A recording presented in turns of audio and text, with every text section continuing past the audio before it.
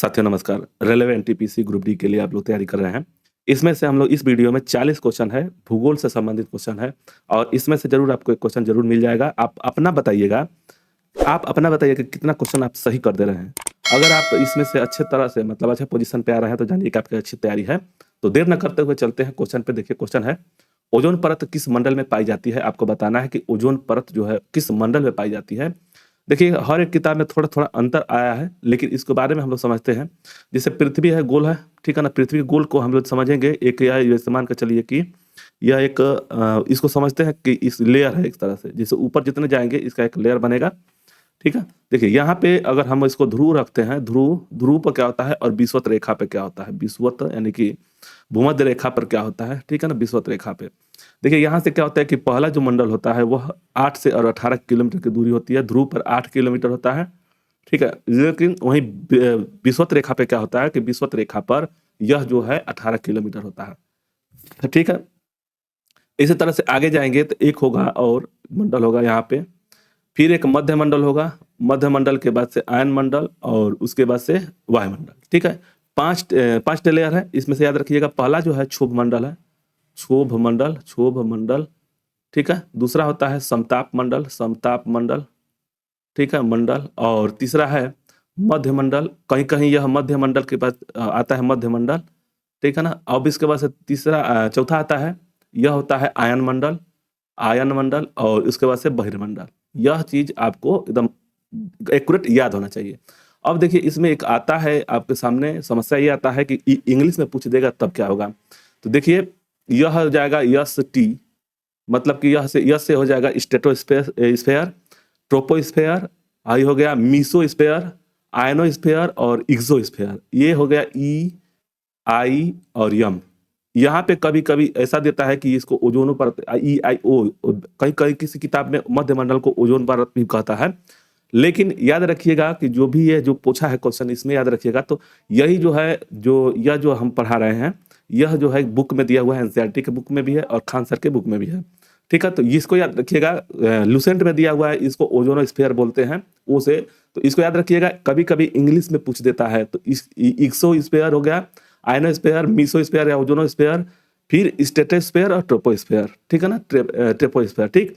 तब इसके बाद से यह आपको पता चल जाएगा और इसी समताप मंडल में यह 5 किलोमीटर या 6 किलोमीटर के एरिया में यही जो है जो ओज़ोन परत है और यह समताप मंडल में पाया जाता है, ठीक है ना?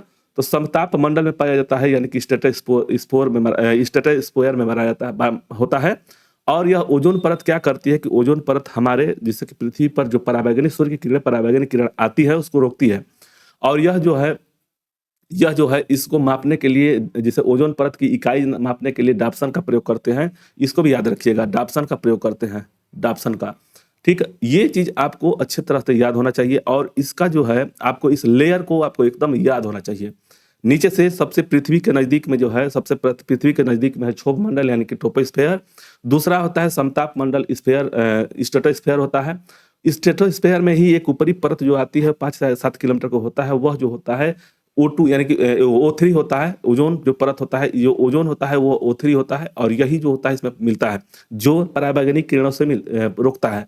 आगे देखेंगे मध्य मंडल, उसके बाद से आयन मंडल में जितने भी हम जैसे रेडियो की जो फ्रीक्वेंसी छोड़ा जाता है, जैसे हम लोग सैटेलाइट छोड़ा जाता है, तो यह आयन मंडल से ही आता है टकरा करके और बहिर्मंडल में होता है जो 640 किलोमीटर के बाद होता है, ठीक है ना?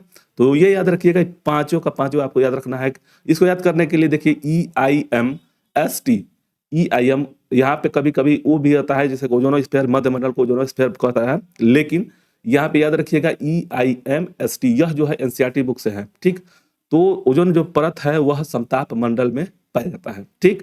अब इसमें एक चीज़ पूछता है कि क्षोभ मंडल में जो हम लोग देखते हैं कि जो जैसे ये तूफ़ानी जैसे बारिश हो गया, चाहे कुछ भी हो गया, समताप मंडल में चलता है। समताप नहीं, क्षोभ मंडल में जो बारिश है, जो भी घटना होती है वर्षा से संबंधित या तूफ़ान हो गया, यह क्षोभ मंडल में आता है।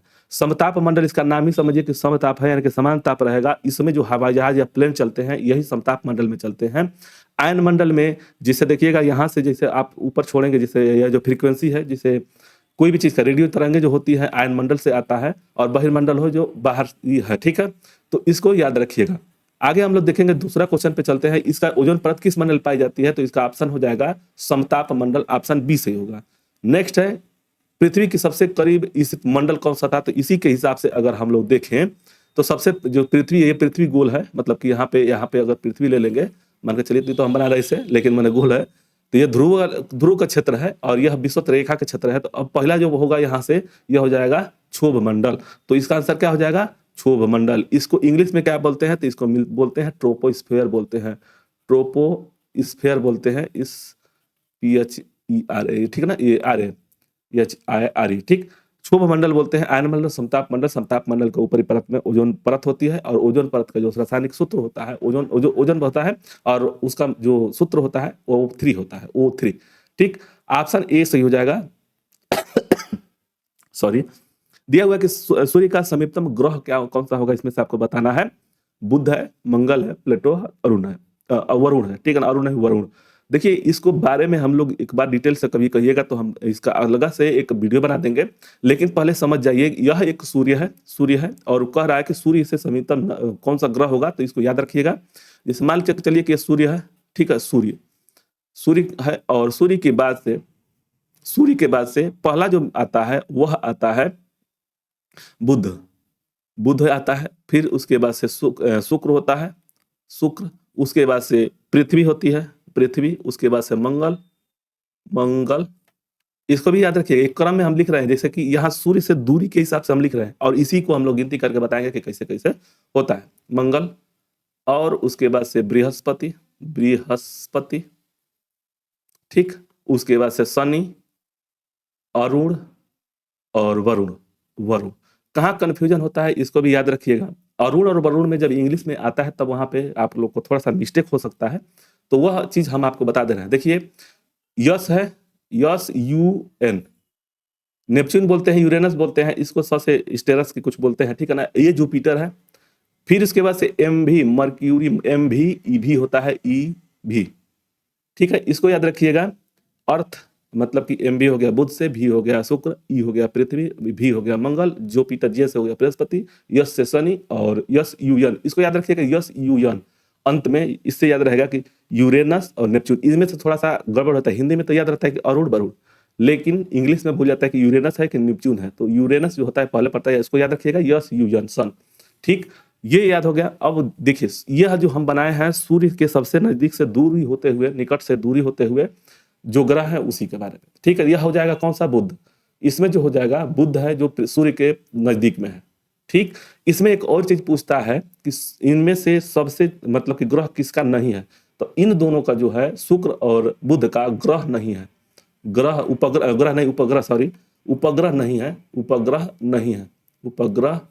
नहीं है, ठीक है ना, ये याद रखिएगा। बुध और शुक्र का उपग्रह नहीं है। पृथ्वी का जो उपग्रह है वह चंद्रमा है, चंद्रमा। मंगल का है फोबोस और डिमोस, ठीक है, डिमोस। उसके बाद से जुपिटर होता है, जुपिटर का क्या है, तो वह गैनीमाइड है और गैनीमाइड सबसे ज्यादा इसका मतलब कि इस ग्रह में, जिसे हम लोग जिस सौरमंडल में रहते हैं, इस मंडल में सबसे बड़ा जो उपग्रह है वह बृहस्पति का है और सबसे बड़ी जो ग्रह भी है वह बृहस्पति है, ठीक है। तो इसी का जो है गैनीमाइड है, याद रखिएगा, बहुत से हैं, गैनीमाइड को याद रखिएगा। यह जो है गैनीमाइड जो है यह सबसे बड़ी उपग्रह है, ठीक है ना। जैसे चंद्रमा है पृथ्वी का, उसमें सबसे ज्यादा बड़ा ग्रह उपग्रह जो है गैनीमाइड है, वो जो जुपिटर का है, ठीक।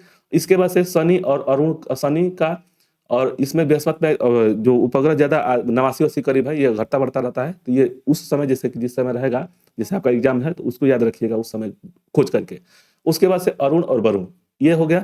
तो इसमें सबसे ज्यादा पूछता है गैनीमाइड को, फोबोस, डिमोस को, चंद्रमा को, टाइटन भी आता है, तो इसमें बहुत कम आता है, वो शनि का है। लेकिन उपग्रह नहीं है, वह जो है बुध और शुक्र का है, याद रखिएगा। उसके बाद से शुक्र और अरुण जो है ना, शुक्र और अरुण ये क्या करते हैं कि जैसे पृथ्वी पश्चिम से पूर्व की तरफ घूमती है, जिससे कि हमको पूर्व में पूरब दिखाई देता है, यानी कि सूर्य दिखाई देता है सुबह में। वह शुक्र और अरुण जो होता है, शुक्र और वरुण, हाँ, शुक्र और अरुण जो है, यह जो दोनों हैं, यह पूर्व से पश्चिम की ओर चलते हैं। यहाँ पे जो सूर्य का प्रकाश जो है पश्चिम से उगता है, तो ये भी पूछ देता है क्वेश्चन में, ठीक है। उसके बाद से यह पूछता है कि आंतरिक ग्रह जो होता है वह ये 4 हो गए, बुध, शुक्र, पृथ्वी और मंगल हो गए। बाह्य ग्रह है बृहस्पति, शनि, अरुण, वरुण हो गए। तो इसके बारे में हम लोग डिटेल से पढ़ेंगे। आप लोग का ये कमेंट करिएगा तो बताइएगा कि हम एक नया एक चैप्टर से बना देंगे, इसका एकदम डिटेल जो आप लोगों को कभी भूलेगा नहीं, ठीक। तो चलते हैं आगे। दिया हुआ है कि समीप का सूर्य के समीपतम जो ग्रह है जो वह बुध है। अब इसमें से एक और चीज याद रखिएगा सबसे, कि पूछता है कि सबसे बड़ा से छोटा, मतलब आप जाएंगे तो देखिए सबसे बड़ा जो होता है इसको याद रखिएगा, यहां से याद रखिएगा, इस डायग्राम को याद रखिएगा एक बार, ठीक है। इसी डायग्राम को देखिए, एक पे है कौन सा, तो यह बृहस्पति है, दूसरे नंबर पर शनि है, तीसरे नंबर पर अरुण है, चौथे नंबर पर वरुण है, और पांचवें नंबर पर पृथ्वी है, ठीक है।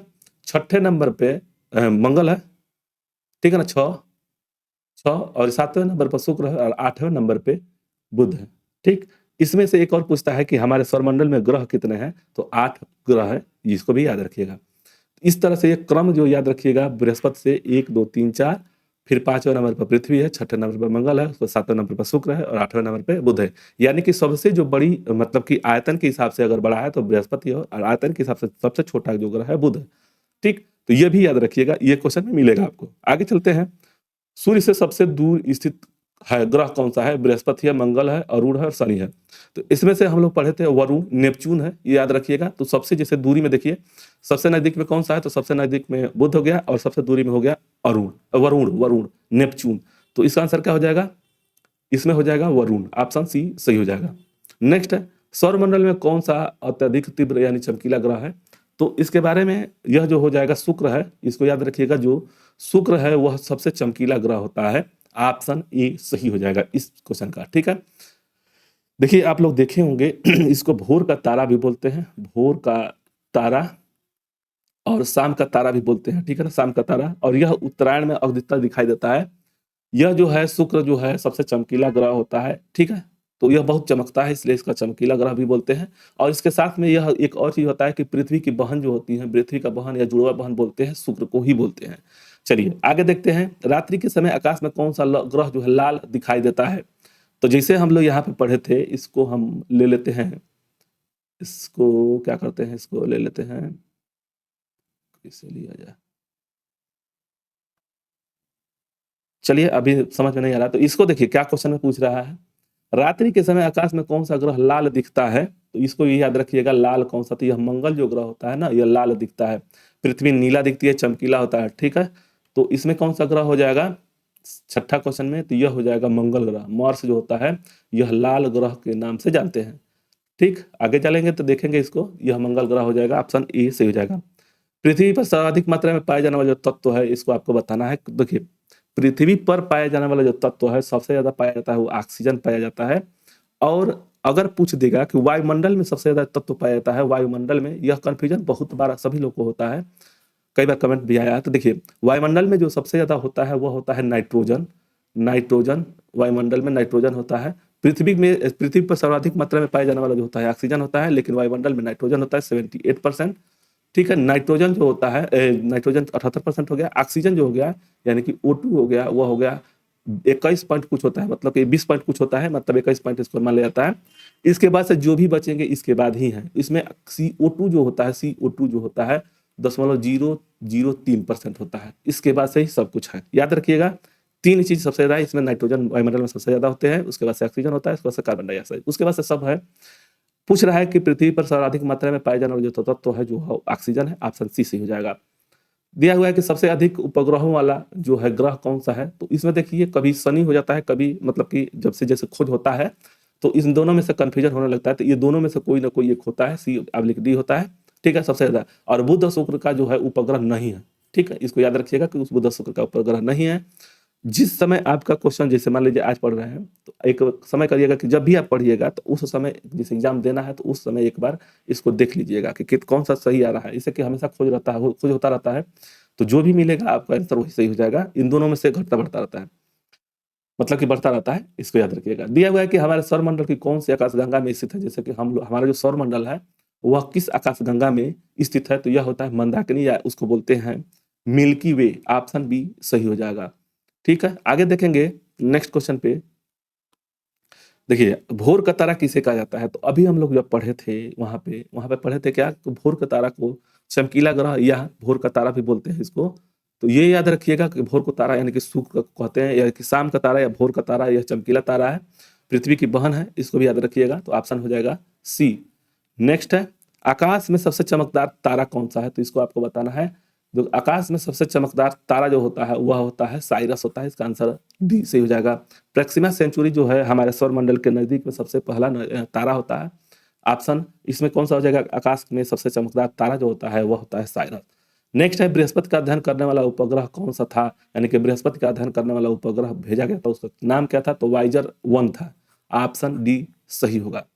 नेक्स्ट है, टाइटन किस ग्रह का उपग्रह है? इसको भी याद रखिएगा। तो टाइटन आता है, पूछता है टाइटन किस ग्रह का उपग्रह है? तो वह होता है शनि का। शनि का जो टाइटन है, इसका जो है बृहस्पति का जो है वह है गैनीमाइड है सबसे बड़ा, यानी कि सबसे बड़ा जो ग्रह है उसका सबसे बड़ा उपग्रह भी है गैनीमाइड है। इसलिए क्वेश्चन में पूछता है, नहीं आया था मुझे। मंगल का है फोबोस और डिमोस है, इसको भी याद रखिएगा। बिना उपग्रहों वाला ग्रह कौन सा है? तो जो बुध और शुक्र है, जो बुध और शुक्र है, यह जो बिना उपग्रह के ग्रह है, उपग्रहों के, तो ये ऑप्शन सी सही हो जाएगा। नेक्स्ट है, पृथ्वी का एकमात्र उपग्रह कौन सा? तो ये सब लोग जानते होंगे, इसका आप लोग धड़ाधड़ मारिएगा, मैसेज भेजिएगा। ऑप्शन ए सही होगा। आगे हम लोग देखेंगे कि अंतरिक्ष में तारामंडलों की कुल संख्या कितनी है? तो वह तारामंडलों की जो संख्या है वह 89 है, 89 है। ऑप्शन ए सही हो जाएगा। सूर्य के सबसे निकटतम जो तारा है कौन है? तो वह सूर्य के सबसे निकटतम तारा जो है वह होता है प्रॉक्सिमा सेंचुरी है। ऑप्शन ए सही होगा। कार्बन में कार्बन डाइऑक्साइड की मात्रा कितनी होती है? तो देखिए, वायुमंडल में यही हम लोग बताए थे। तो नाइट्रोजन जो होता है, नाइट्रोजन होता है जो 78% होता है। O2 जो होता है, O2 यह मतलब ऑक्सीजन जो होता है 21% होता है, और CO2 जो होता है यह होता है 0.03% होता है। थोड़ा सा एक जगह मिस्टेक हो गया होगा। देखिए, कार्बन डाइऑक्साइड वायुमंडल में होता है 0.03% होता है। ऑप्शन सी सही होगा। वायुमंडल की सबसे ऊपरी परत कौन सी है? तो देखिए, हम लोग पढ़े थे क्या? सबसे पहला क्षोभमंडल था, क्षोभमंडल, ठीक है। दूसरा था समताप मंडल। तीसरा था मध्यमंडल।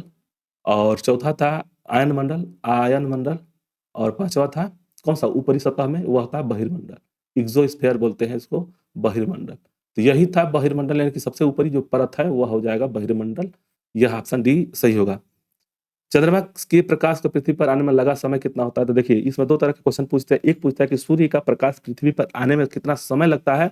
तो वह लगता है 500 सेकंड, यानी कि 8 मिनट 20 सेकंड लगता है। 8 मिनट 20 सेकंड लगता है। और इसमें चंद्रमा का आता है 1.2, मतलब कि 1 मिनट 20 सेकंड लगता है। ऑप्शन बी सही हो जाएगा। यह 1.3 दिया है, लेकिन 1 मिनट 20 सेकंड लगता है, यानी 80 सेकंड लगता है।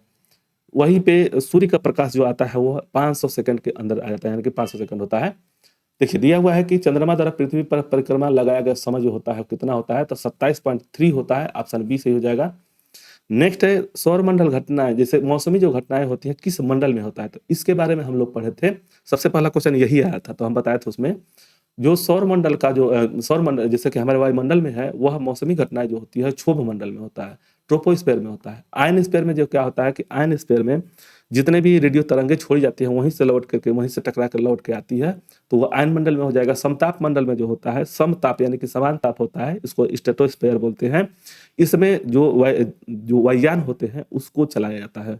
ओजोन मंडल क्या है? तो ओजोन परत जो होती है, जो डाप्सन मतलब कि लेयर होता है, डाप्सन से उसको हम लोग इकाई होता है डाप्सन, उससे मापी करते हैं कि हमारा ओजोन यानी ओथी जो है कौन सा है। और वह जो है सूर्य के प्रकाश को, पराबैंगनी किरणों को रोक करता है, जिससे कि हमारे शरीर पर प्रभाव न डाले। और वह अगर पराबैंगनी किरण हमारे किसी भी व्यक्ति के शरीर पर पड़े, मानव शरीर पे, तो कैंसर का उत्पन्न करता है। तो ओजोन परत जो होती है पराबैंगनी किरण को रोकती है। इसमें क्या हो जाएगा कि मौसम संबंधी घटनाएं जो होती है वो क्षोभ मंडल में होता है। ऑप्शन ए सही हो जाएगा। वायु एक है, इसमें से आपको बताना है कि वायु क्या है? तो वायु एक गैसों का मिश्रण है, ठीक है। वायु जो है एक गैसों का मिश्रण है। ऑप्शन सी सही हो जाएगा। ब्रह्मांड में सर्वाधिक मात्रा में पाया जाने वाला तत्व कौन सा है? यह जो है ब्रह्मांड में सर्वाधिक मात्रा में पाया जाने वाला, एक था पृथ्वी पर पाया जाने वाला तत्व जो था ऑक्सीजन था। वायुमंडल में पाया जाने वाला सबसे अधिक मात्रा में नाइट्रोजन था। और ब्रह्मांड में जो पाया जाने वाला है तत्व है वो हाइड्रोजन है। तो ऑप्शन डी सही हो जाएगा। नेक्स्ट है पराबैंगनी किरणों की रक्षा करती है, इसमें से कौन सा आंसर हो जाएगा आपको बताना है। नाइट्रोजन गैस है, ऑक्सीजन गैस है, ओजोन गैस है और हाइड्रोजन गैस है। तो इसमें से जो ओजोन जो गैस होती है, यानी कि ओजोन का जो सूत्र होता है O3 होता है, और यह जो है ओजोन गैस जो होती है पराबैंगनी किरणों से रक्षा करती है। यही जो होता है अपना टूट जाएगा लेकिन पराबैंगनी किरणों को आने नहीं देता है। ऑप्शन सी सही हो जाएगा। इसमें एक मिलता है ओजोन दिवस मनाया जाता है, वह 16 सितंबर को मनाया जाता है। 16 सितंबर को ओजोन दिवस भी मनाया जाता है। इसमें जैसे कि क्योटो प्रोटोकॉल का इसके बारे में जब अध्ययन करेंगे तो कहिएगा, तो आप लोग मैसेज करिएगा, हम उसके बारे में एकदम डिटेल बता देंगे, पढ़ा देंगे, ठीक है। उसका नोट्स भी दे देंगे। आगे देखेंगे नीला ग्रह कहा जाता है। जो नीला ग्रह है इसमें से आपको बताना है, तो यह नीला ग्रह कौन सा जगह, तो बहुत लोग भी जानते होंगे, और नहीं जानते हैं तो जान लीजिए कि वह पृथ्वी है। इसको नीला ग्रह के नाम से जानते हैं। ऑप्शन ए सही हो जाएगा। पृथ्वी की बहन या जुड़वा ग्रह किसे कहा जाता है, तो पृथ्वी की बहन या जुड़वा ग्रह जो है वह जो है शुक्र को कहा जाता है। इसका आंसर ए सही हो जाएगा। नेक्स्ट है तारे का रंग सूचक होता है। तो तारा का रंग जो सूचक होता है उसका टेम्परेचर यानी कि तापमान होता है। ऑप्शन ए सही हो जाएगा। नेक्स्ट है सौर परिवार का सबसे ठंडा ग्रह कौन सा है, तो ये देखिएगा जितने दूरी पर यानी कि सूर्य से जितने दूरी पर अगर कोई ग्रह है वह सबसे ठंडा होगा। तो सबसे दूरी पर कौन था, तो आप लोग को बताए थे SUN, यानी कि जो SUN यानी कि नेपच्यून, नेपच्यून है सबसे दूरी पर है। ऑप्शन डी सही हो जाएगा। यहाँ पे अगर हिंदी में लिखता तो समझ में आता है, जैसे कि अरुण बरुण, तो इसको याद कर लेता है आदमी। लेकिन अगर वही इंग्लिश में नेपच्यून दे दिया तो थोड़ा सा मिस्टेक होना था कि यूरेनस होगा कि नेपच्यून होगा इंग्लिश में, ठीक है। तो नेपच्यून होता है सबसे दूरी पर। ऑप्शन डी सही हो जाएगा। किस ग्रह पर सूर्य दिया हुआ है कि किस ग्रह पर सूर्य पश्चिम से उगता है। आपको बताए थे 8 ग्रह हमारे सौरमंडल में 8 ग्रह हैं। एक साइड से जैसे कि सूर्य के हिसाब से अगर चलेंगे तो यहाँ पे बुध है, उसके बाद से शुक्र है। तो यानी कि दोनों साइड से एक एक छोड़ करके जो होते हैं ना, वही जो होता है वह पश्चिम से सूर्य उगता है। वह क्या होता है कि जैसे पृथ्वी पश्चिम से पूर्व की ओर घूमती हुई जैसे पश्चिम से पूर्व की ओर घूमेगी तो सूर्य जो है सूर्य पूर्व से दिखाई देगा। अगर यह पश्चिम से घूमेगा, मतलब कि पश्चिम से अगर उगता है यानी कि वह पूर्व से घूमता है तो पश्चिम में वह दिखाई देता है। तो ऑप्शन कौन सा हो जाएगा, इसमें से दो हो जाएंगे। एक होता है शुक्र, शुक्र है, और एक होता है अरुण। यह दोनों जो होते हैं ना, दोनों उपग्रह जो दोनों ग्रह हैं, यह जो है पश्चिम इनका सूर्य उगता है। तो इसमें बस सिर्फ शुक्र दिया है तो ऑप्शन सी सही हो जाएगा। नेक्स्ट है वलय युक्त ग्रह कौन सा है। इसमें से आपको बताना है कि बुध, शनि, मंगल और बृहस्पति है। तो देखिए वलय युक्त जो होता है वह पाया जाता है शनि, यानी कि स्टेरनस, ठीक ना, स्टेरनस। आगे देखेंगे कि ध्रुव तारा किस दिशा में इंगित करता है। तो जो ध्रुव तारा जो होता है वह उत्तर दिशा को इंगित करता है। यह हमेशा उत्तर दिशा में रहता है। ऑप्शन सी सही हो जाएगा। तारों एवं सूर्य की ऊर्जा का स्रोत क्या है, इसमें से आपको बताना है। तो इसका हम साइंस में बहुत बार डिटेल में इसको बताए हुए हैं। देखिए 100 से सूर्य होता है, 100 से सूर्य और 100 से संलयन, इन दोनों को याद रखिएगा। इसी से होता है फ्यूजन से होता है। ऑप्शन ए सही हो जाएगा। विखंडन से जो होता है, अब इसमें एक और आता है जैसे सूर्य और तारा का जो ऊर्जा जो स्रोत होता है नाभिकीय संलयन से होता है। और हाइड्रोजन बम भी जो होता है ना, हाइड्रोजन बम जो होता है उनका भी जो स्रोत होता है ऊर्जा का स्रोत वह इसी नाभिकीय संलयन से होता है। और नाभिकीय विखंडन से परमाणु जो होता है, परमाणु बम जो बनता है, यह इसके हिसाब से बनता है, यानी कि नाभिकीय विखंडन के द्वारा, ठीक। तो इसमें क्या हो जाएगा, ऑप्शन ए सही हो जाएगा। नेपच्यून की खोज किसने की थी, यह आपको बताना है। तो यह हो जाएगा नेपच्यून की खोज जो किए थे वह गैले ने किए थे। ऑप्शन ए सही होगा। नेक्स्ट है मनुष्य ने पहली बार किस वर्ष चांद पर कदम रखा था। देखिए इसमें आपको बताना है कि सबसे पहला प्रथम जो चांद पर कदम रखे थे वो किसने रखे थे। और यह जो होता है वह नेपच्यून, यह जो 1969 में 3 लोग गए थे। भारत के एक गए थे राकेश शर्मा, यूरी गगारिना और नील आर्मस्ट्रांग। और यही जो है यूरी गगारिना जो है अंतरिक्ष में पहला पैर रखने वाले थे यूरी गगारिना, चांद पर पहला पैर रखने वाले नील आर्मस्ट्रांग। और वहीं उसी समय जब 1969 में इंदिरा गांधी जी ने राकेश शर्मा से पूछी थी कि हमारा देश कैसा दिखाई दे रहा है, तो वहीं पे एक एथी किए थे, मतलब कि सारे जहां से अच्छा हिंदुस्तान हमारा। तो ये भी था उस समय का कोट्स, ठीक। तो ये याद रखिएगा कि जो चांद पर कदम रखे थे वो 1969 में रखे थे। ऑप्शन सी सही हो जाएगा। अंतरिक्ष यात्री को आकाश का माने आकाश का रंग दिखाई देता है अंतरिक्ष यात्री को। देखिए क्या होता है कि जब भी हम यहाँ वायुमंडल में हैं तो वायुमंडल में हमको जैसी जैसे रंग है उस तरह से दिखाई देता है। लेकिन जब हम निर्वात में चले जाते हैं तो हमारी पृथ्वी का जो आकाश का रंग जो होता है ना, पृथ्वी नीला दिखाई देती है और आकाश का रंग काला दिखाई देता है।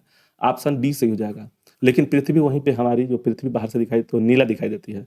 तो इसमें कौन सा हो जाएगा, अंतरिक्ष यात्री को अंतरिक्ष आकाश का रंग जो है दिखाई देता है वो काला दिखाई देता है, ऑप्शन डी सही हो जाएगा। सूर्य की सतह का तापमान कितना होता है, यह बहुत बार पूछा जाता है, यह आता है 6000 के होता है, ऑप्शन ए सही हो जाएगा। सौरमंडल का सबसे छोटा उपग्रह कौन सा है, तो सौरमंडल का सबसे छोटा उपग्रह है डिमोस, ऑप्शन बी सही हो जाएगा, जो मंगल ग्रह का उपग्रह है। ठीक, आगे देखेंगे क्षुद्र ग्रह स्थित होते हैं, जो क्षुद्र ग्रह होते हैं वह कहाँ स्थित होते हैं, तो वह मंगल और बृहस्पति के बीच में होते हैं, ऑप्शन ए। जैसे कि देखिएगा जहाँ से हम लोग आंतरिक और बाह्य जो बांटे थे उसी के बीच में, यानी कि मंगल का जो कुछ भागें टूटती हैं वहीं पे क्षुद्र ग्रह स्थित होते हैं, ऑप्शन बी सही हो जाएगा। पृथ्वी पर अपने अक्ष पर घूर्णन है, अपने अक्ष पर घूर्णन क्या है, तो जो देखिए घूर्णन होता है, एक सूर्य की परिक्रमा होती है, एक होता है परिक्रमण माने परिक्रमा, एक होता है सूर्य की परिक्रमा करना यानी कि सूर्य के चारों तरफ से घूमना, एक अपने अक्ष पे घूर्णन करना, तो वो होता है पश्चिम से पूर्व की ओर घूमती है, यह ऑप्शन ए सही हो जाएगा। और वहीं पे जो पूर्व से पश्चिम की जो घूमता है वह होता है शुक्र और अरुण, यह दोनों ऑप्शन में सही देखिएगा कि कंफ्यूजन ना हो। ठीक, तो इतना ही क्वेश्चन था इस वीडियो में। आप लोग बताइए कि आप लोग का कितना क्वेश्चन सही हो रहा, और वीडियो अच्छा लगेगा तो हाइप जरूर करें, लाइक से सब्सक्राइब करना ना भूलें। मिलते हैं नेक्स्ट वीडियो में, और आप लोग डिटेल में बताइएगा कमेंट करके कि आपको यह वीडियो कैसा लगा, और आपको इसी के विषय में डिटेल पढ़ना है तो आप हमारे जुड़ जाइए, सब्सक्राइब कर लीजिए। ठीक है, तो मिलते हैं नेक्स्ट वीडियो में। धन्यवाद, जय हिंद, जय भारत।